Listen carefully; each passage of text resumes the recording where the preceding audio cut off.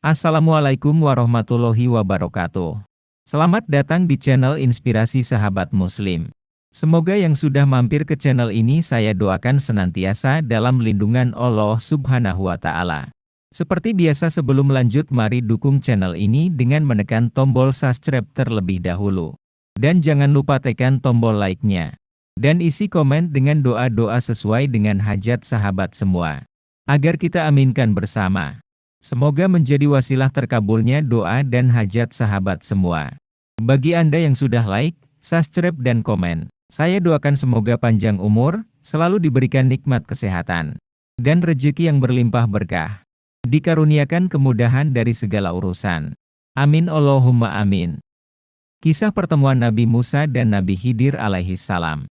Dalam hadits riwayat Al-Bukhari, Ubay bin Ka'ab berkata, bahwa ia pernah mendengar Rasulullah bersabda, suatu ketika, Nabi Musa berkhotbah di depan Bani Israel. Lalu ia ditanya, siapa manusia yang paling berilmu?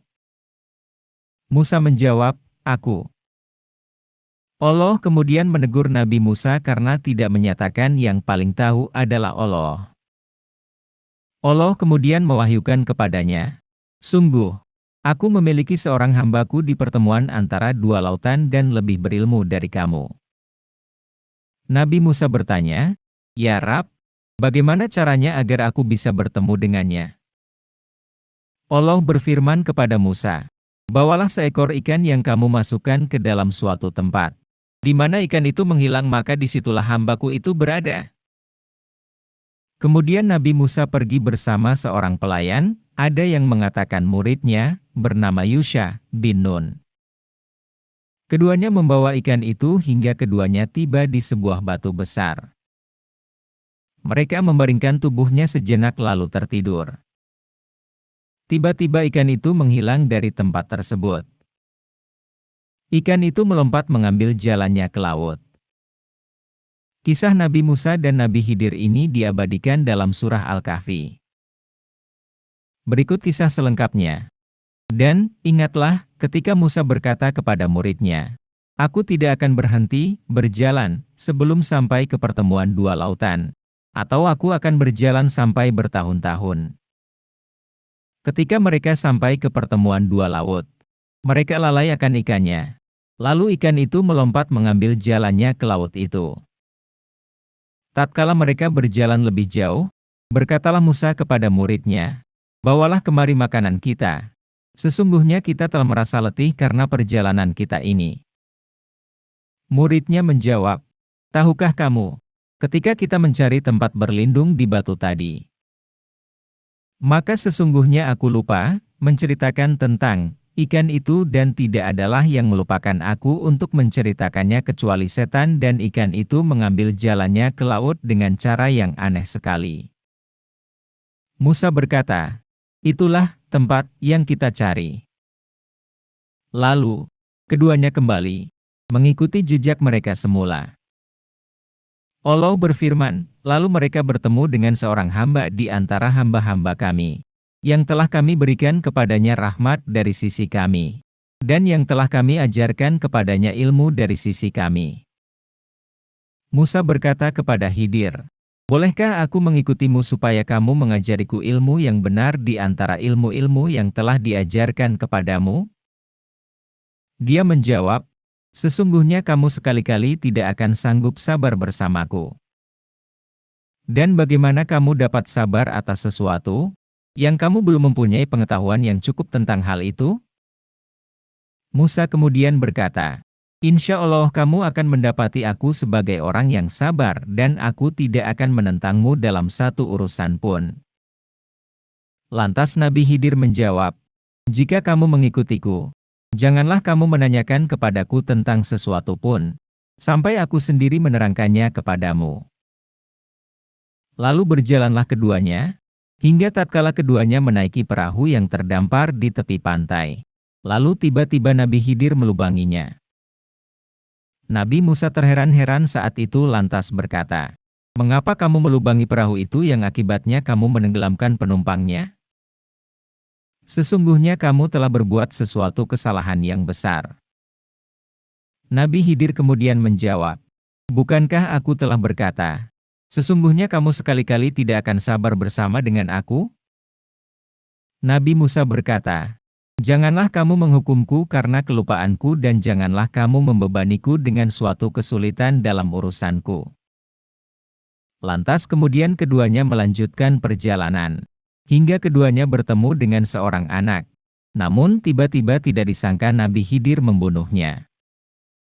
Nabi Musa yang kaget saat itu langsung bertanya, mengapa kamu bunuh jiwa anak itu yang bersih? Apa salah anak itu?